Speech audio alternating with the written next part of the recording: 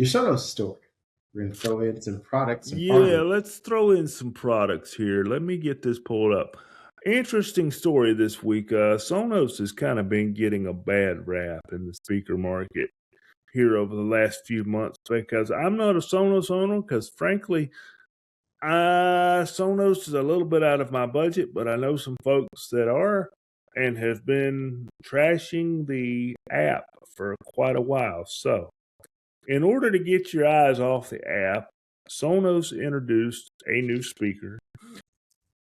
New speaker brought back an old name, Sonos Play. Now, I had a Sonos Play back in the day.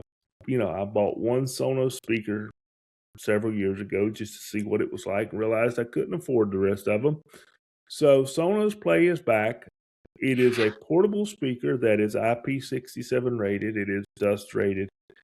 It can go with you anywhere. It is Bluetooth. It can connect to multiple Bluetooth devices. If you pick the speaker up, take it outside away from your Wi-Fi, use it for Bluetooth, you can bring it back in, set it back down, and it will join your Wi-Fi network and recreate your speaker groups. Supposedly, it will do this automatically.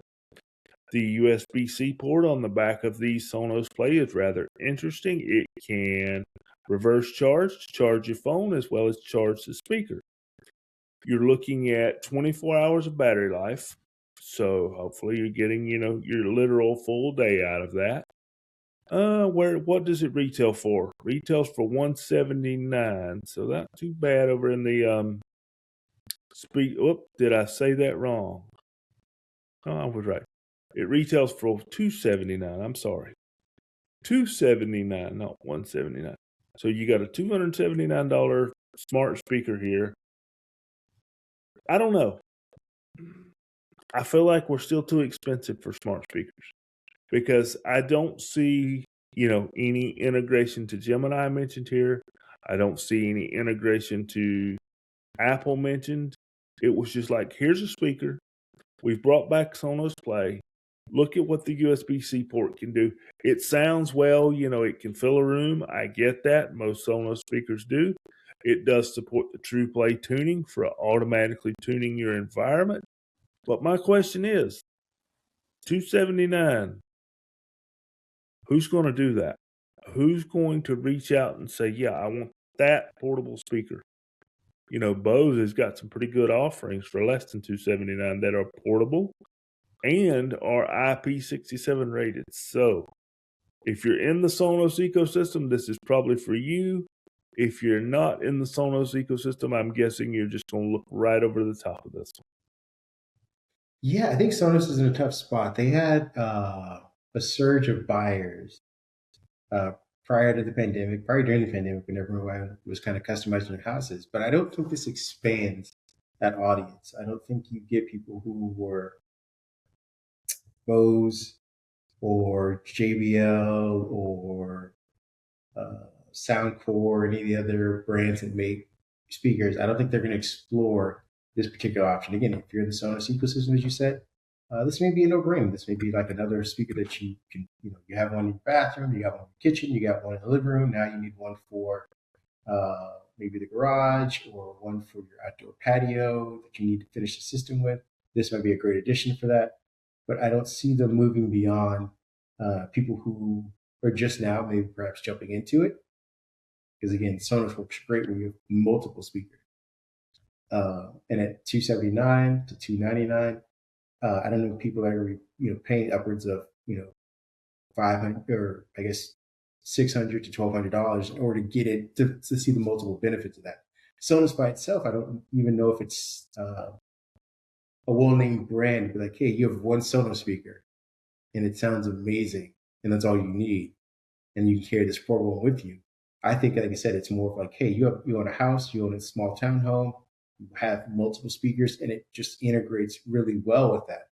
But if you're just like, hey, I just need something to take to the pool, uh, on a bike ride, or whatever, you may still be getting a JBL for cheaper. You may be getting a small sound link from Bose, which you can strap onto a backpack or something like that.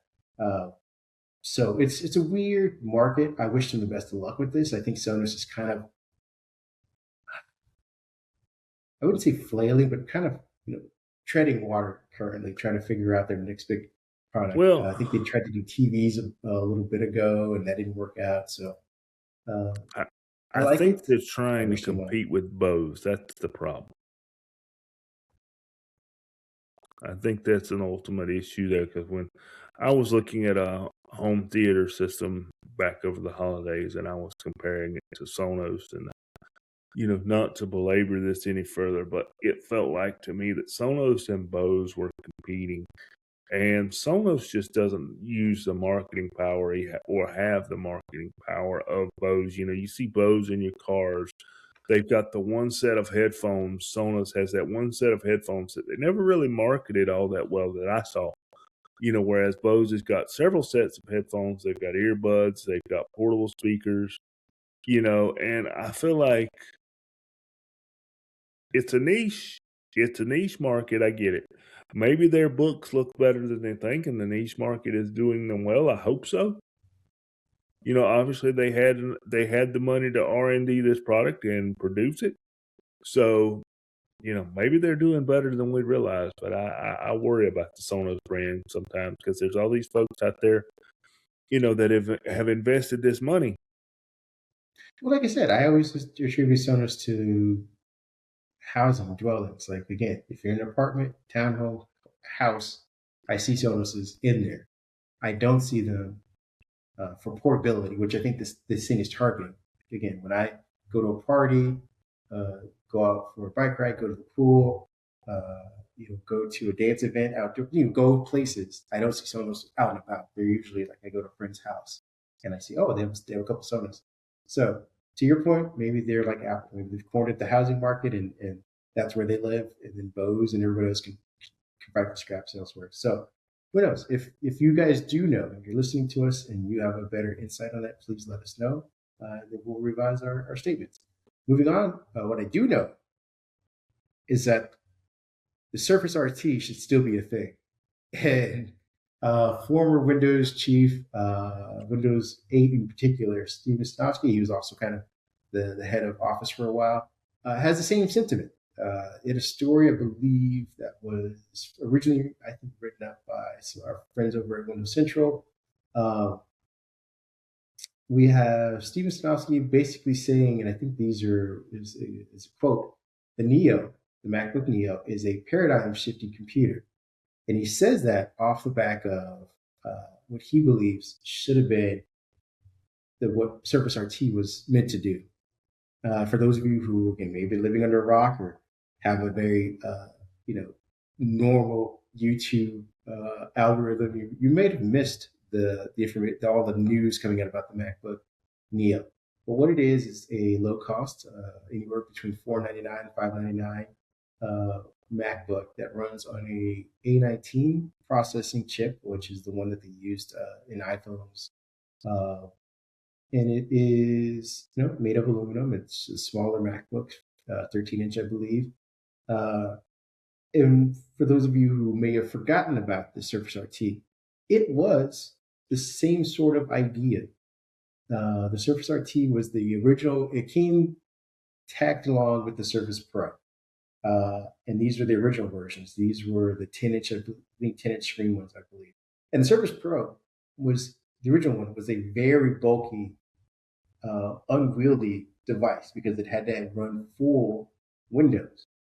But the Surface RT was the much thinner, lighter version that ran on a mobile chip. At the time, it ran on ARM, and it was the mostly uh, ARM-based applications. It ran an ARM-based version of Office and didn't have access to all of the stuff that Windows did. It had a much thinner keyboard as well, but it was the idea. We can put Windows on a mobile PC chip, and you'll get all of the same sort of benefits. That's kind of what Sinofsky was saying. More of the story is basically that he's calling it a paradigm shift because, again, it's the idea of putting a full desktop on a mobile chip. We've seen that kind of happen or come to more fruition with the Snapdragon chip, but it's also a specialized chip. they're doing more computing processing on this chip than they would with maybe their well, I guess they're relatively equal to what's in a Samsung phone or a Motorola or something like that. But we're seeing Microsoft run Windows on these mobile chips, and it's doing pretty well. But the Surface RT came out. Oh God, when was that? 20. 17, 18. Well, I tell you what, No, let's it do was before something. that. I want to say. Let's do something live on air. Let's click on the old Copilot here, and let's see when was the Surface I want to say RT. 2013, maybe 2012. All right, this is live and ready to go here. We're waiting on our response. Am I Let's smarter than see. Copilot? Ooh, we're both wrong. Way wrong. Released 2012, right? October 26, 2012. I was pretty close. Take that, AI. So yeah, I mean this is for all of the praise that the MacBook Neo is getting. Again, the original Surface RT ran on a NVIDIA Tegra chip. It had 2 gigabytes of RAM with 64 gigabytes of storage, and it was lambasted. But that was the idea, the premise of running Windows on low cost, or I guess lower end specs, and it did it okay. People were just upset because again, you're having from full Windows 7 with access to a million apps in the library to now being forced to run Windows on 2 gigabytes of RAM and 64 gigabytes of storage on a mobile chip. Apple's doing it with 8 gigabytes of RAM. And I forget what the storage is, like five something or whatever. 256 But and again, 512. there you go. And but granted, they are running Mac OS, which is a little easier to do than Windows. But that was the premise. What are your thoughts on Sinofsky and where he was at in his vision of this? I think you might be right. It kind of goes back to something I mentioned earlier. There's what people need versus what marketing says you need. Marketing will always tell you need the M5, you need the Intel Core, whatever, with 32 cores, the Intel, the AMD Core, whatever, with 32 cores, maximum RAM. The flashy marketing will tell you that. But I think as our economy continues to change and things are becoming more expensive, as I mentioned in my rant, some of the discretionary spending gets cut. And you start looking at those features going, do I need that Pantone accurate screen? Do I need that 64 gigs of RAM? It'd be nice to have in case, and this is where it gets sideways for people. In case I need to do something, this would be nice to have. So what do? We end up buying more. That's what gets you in the Best Buy or on the Apple website or Lenovo website. That's where you go from the 16 gig to the 32 gig to the 64 gigs of RAM. And I bring that up due to the cost of RAM. So I think we're going to get back to what we need versus what we want or what marketing says we need. And based on what I have seen, I thought about buying one. I don't have one in my possession. But based on the reviews I've seen, the old MacBook Neo is doing pretty good and will do pretty good for most everyday tasks that most people won't pull off that they're not doing on their phone. So something I mentioned off mic. This is the A18, correct? What stops Apple from doing a A19, an A20? I think we're A19. Yeah. Oh, okay. What stops them from doing an A20, an A21, an A22, and swooping up that Chromebook market, for the lower end PCs and kind of maybe putting up a good fight against the old Snapdragon chips, for some of those lower cost units. So is it a paradigm shifting computer? Possibly. I'm not going to say it's not. I can't we're not an Apple-based website. We just cover, the big topics. I can't say that Apple hasn't done something here that a year from now, 2 years from now, 5 years from now, we don't look back and say, wow, look what they did, Yeah, and I look what they mean, forced us to do. I don't think it's a paradigm shift. I think people will always, to your point, buy what they need versus what they want, especially as money becomes tighter globally. I think we're going to have a global recession awakening. I think what it does is a paradigm shift for the way that Apple sells the MacBook Air and the iPad. I'll And agree this with is that. what Apple's always done. Apple's always been the first to cannibalize its own product line, which is smart. Everybody else waits for Apple to cannibalize their own stuff because they love the gravy train and they keep it going. And they're incentivized to do so because they have large market share. You don't disrupt that. Apple's always coming from behind, and they eat everybody else's lunch because they're nimble enough because their audience is big enough. Once they get big enough, they got to keep things steady.